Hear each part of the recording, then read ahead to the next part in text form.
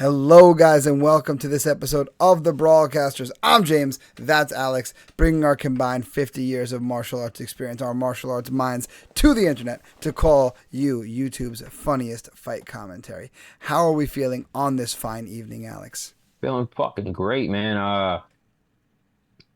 What He-Man villain do you want to see appear if they do a sequel randomly? It could be a cameo. I don't give a fuck. It could be whatever it is. I got They got, two off the top of my head. bro, they got some pretty, they got a pretty expansive cast of characters. Let me hear your two. Jiu-Jitsu. Mm. Yeah, I'm talking about big golden hand. Yep. And then the other fucking guy. Why is it in my head? Why am I blanking on it? It's a guy with two heads. Oh, yeah. I had the action figure of him. I had the action figure where he's like split down. His color scheme is like split down the middle. Yes, I know exactly what you're talking about, but I can't grasp it at this moment. That guy. And you know who I want to see is Man E Faces, the guy who's like. Wait, what was you talking about? I'm thinking about Triclops right now. The guy who's got. You're thinking about Triclops. spinning Manny thing on his- faces is G.I. Joe. Yep. You think about Triclops. Triclops is sick. Yeah, he's Yeah. sick. And who was he was a good guy. He was the king of the skies. He could fly. He had the fucking bird wings or whatever the fuck. Yeah, Right? yeah, but Yeah. He didn't have like a. None of them have like. It's probably like Flyo or some bullshit like that. yeah, Or like Birdo or some bullshit because like none of them had like really deep names. yeah. Well, like I remember you talking to me about Skeletor's Panther, whose name was Panther. Yeah. And then fucking what's the guy with the long neck's name? Mechanic. Yeah, like nobody. Many arm, men arm. Like nobody's Yeah. fucking crazy deep names. Fucking. You didn't need it. You didn't need it. I'm gonna look it up right now. Bird guy and He-Man. Yes. Stratos. I wanted to say Kratos, but I knew that was wrong. Stratos, the king of the skies. Yep. Well, Stratos. Yeah, Stratos. I Yeah. think it's Stratos. Yeah. Yeah, Stratos. He was a cool character. I remember him from the He was cartoon. cool. Fuck yeah, he was flying. Shit, fucking flying's cool. Yeah. Yeah, man. Yeah. Merman was Merman. Mm. I want to see them all. Anyway. Yeah. Now, here's something that my kids didn't want to see, but I was all for it this evening. I'm a great one for like with my two dogs, patting them on their rear end, and look at you with your big fat butt. Look at you with your big fat butt. So the Jason Derulo song "Wiggle" was stuck in my head because I was playing off of that. So I had Lil Kane, who's like a year and a half old, German Shepherd puppy. Beautiful It's like dog. 65 pounds. Yeah, he's gorgeous. He's just a love. And I had him up against me, and I was patting him. I'm like, I was playing the song. I'm like, what you gonna do with this big fat butt? And then I was just grabbing him and just going wiggle, wiggle, wiggle, wiggle, wiggle, wiggle, and like wiggling his butt for him. And he was just having the blast of all blasts. So I was doing that when it was just like he and I in the house earlier. And then tonight with my wife and the kids, I put the song on. I was doing it, and he was having it. So then my wife gets into it, and she starts dancing. And then, so of course, the two of us start dancing, and the kids are like, no, no, no. They just dig their hands between us like they're trying to swim, and just to get us apart. And like, I really feel, as a parent, healthy role modeling is that you have to obscenely, not to the point of like what they're seeing is obscene, but to the point where like it's such a standard thing in your house that they've like, oh, again, you have to be like over the top PDA with your spouse I agree. just to get your kids to be like, ew. Like I always I want agree. my kids to think about like the ew or like the thing they didn't want to see in the house be that as opposed to like parents arguing or hitting each other or some kind of Yeah, be craziness like, oh my god, my parents are always fucking kissing. Like, yeah, they are because they love each other. Exactly. Like I told you, my 13-year-old's got himself a little girlfriend, Yeah. and they were texting that L word back and forth, and my wife got. Like, they've been together for like 2 weeks, bro. Like this is nothing, but they're 13 years old. They don't know. So my wife got hot. Right. She got really upset. What are they doing? They've been together for 2 weeks. I'm like, you have to understand. His frame of reference is you and I, and you and I, like we're constantly hugging, kissing, love you, blah blah blah blah blah, constantly. So what does he role model? He role models what he sees. So good job. We've done a really good job of showing him what a loving, healthy relationship looks like. Is he going to be able to flex And bring it to a flex show is my question. See, that's a good question. We're gonna find out. We got a show coming up in a couple of weeks, right I at mean, home. I'm just saying the 20th is a cool.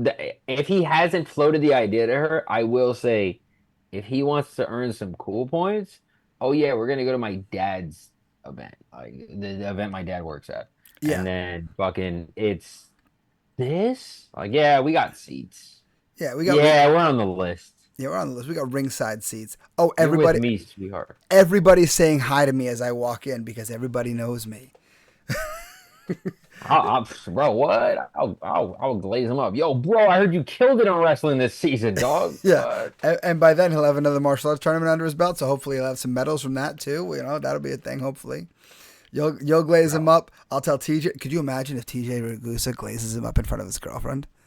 Bro, I'll have everybody. I'll have the fighters. I'll tell fighters, I don't know, like, yo, come give this kid a fist bump. Make him feel like. Yeah, and just get some of the ring car girls to come and be like, "Hi, Kai," and just Everything. watch him. Just, oh. Lauren might not like that. Yeah, listen, he's a little bit already a little insufferably egotistical, so that might take it over the top. But like, honestly, I have this great picture. Not long after I started working for Flex, it was like the first summertime show that he was around for, and I brought him to the show because he like just came right out of school and he had to come right with me, and I have him and like the 4 ring car girls, and he's just sitting there, just terrified looking, 9 years old, like, what do I do with all these women around me?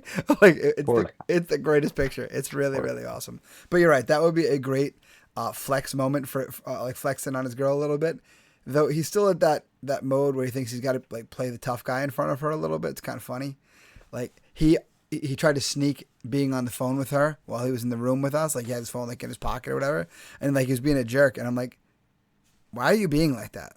Like, who do you think you're talking to? And then we found out he was on the phone with his girlfriend. I'm like, bro, don't put on this bravado because you're going to bring her around us, and then you're not going to act like this because I'm going to turn you upside down and shake you until things start falling out of your pockets like I'm mugging you.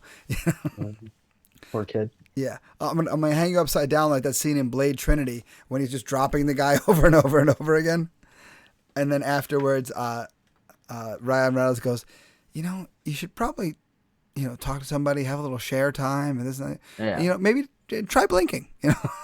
Try blinking is perfect. That's I love that knowledge. Listen, that movie may not be the greatest movie of all time, but Ryan Reynolds in that movie, he's next level. Oh, he's great. He's amazing in that movie, bro. Yeah.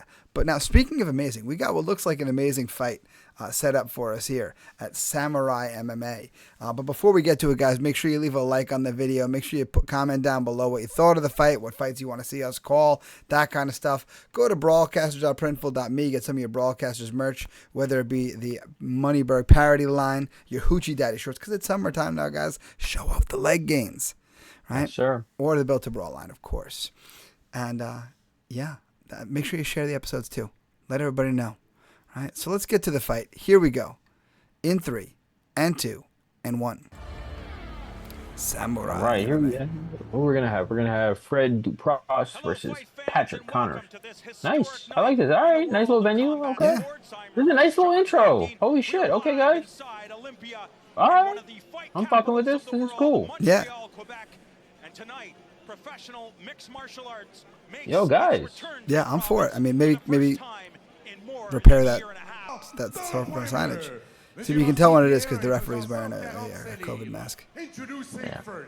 So this is Patrick 3 2 KOs, 1 sub. Nice.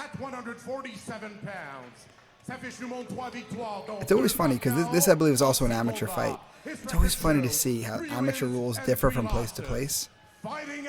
Like we've called some of those. Good. Sorry. We've called some of those European amateur fights where the guys are wearing like the 6-ounce like training gloves, and here he's wearing like the 4-ouncers, like a pro. So I mean, Samurai MMA does have pro fights. I'm just curious which one this is. Those are pro gloves. But like in New York State, pro gloves for amateur, for novice or any advanced. So 2 and 1 with 2 subs. Yeah. So we're gonna imagine he'll be trying to get the fight to the ground. Yeah. Frederick versus Patrick. Hair looks good too. Yeah, that's good fighter haircut. Yeah. It's a Nice war of the venue tricks. too. Yeah, it's nice. It's a nice thing. Everything's cool about this. I like this spot. Featherweight division. Oh, Don't blink, guys. 5 minute rounds. Don't blink. I'm telling you Five guys, 3 minute rounds. something's gonna happen I mean, in seconds. I guess we'll see as soon as the clock starts. yeah. Okay. That's they said that word. All right, we'll see. My closed captioning picked it up very weird. Yeah. Yeah, Connors comes out 5 minute rounds. This must be yeah. This must be pro. So 3 5 minute rounds. All right. And there's Frederick. There you go. There's Dupras instantly shooting the takedown. No surprise there. Taking the crossface. Hey, he closed the distance well. He's being smart. He did some shots that are trouble, but he's got to avoid these shots right now. Just try to get his hips heavy and forget it. And I'd really like to see Connors getting an underhook and trying to wrestle up immediately. Yeah, again, this half guard position, it's cute in jiu-jitsu. It works well with just jiu-jitsu tournaments, but holy shit, man, not in MMA. You're gonna get fucked up. These guys with long lips, they're so tough to deal with. Always able to. I mean, if you're gonna use it transitionally like that here and now try to get back to full guard, okay, I'm for it. Yeah, I'm not mad at that. Yeah. Now Connors laddering up a little bit here. I'd like to see him. We know he's got a submission in his background too, so let's see what he's got off his back here, Connors. Going feet on the hips, and wisely, Dupras immediately stands. Oh, that was a good-looking up kick. Yeah, you gotta be careful with these long, spidery legs. Yeah, look, did Dupras come down in a triangle? I thought he did. I thought he did it for a second. That angle was kind of weird with it. Oh, that was a nice elbow from the bottom from Connors there. And we got some. Those are nice. Yeah, we got a big reaction from Dupras. He was like, hey, I don't like that. And I don't blame him. I would imagine they'll split him. Those are the type of elbows at that angle, just landing with just that point right there. Those split you very easily. Yes, and now we're back in the standing position here. And Connors doing a good job of keeping Dupras from really smothering his hips. Because what Dupras would like to do is get Connors' hips in the air, almost like you're changing a baby's diaper, like that kind of posture.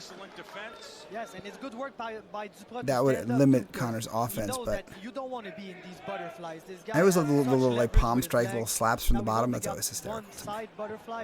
I mean, it's a good way to just off balance your opponent for just a second if you're gonna throw up like a submission or anything like that. So I'm not mad at it. It's nice. Now Connors has found his triangle again. Oh, a good pass by Dupras. He had to know that triangle was coming with a guy built like Connors. Yeah, he felt it coming and he did the exact right thing and right just out of control. He does have to be careful with Buggy here. That'd be crazy. You would lose your mind.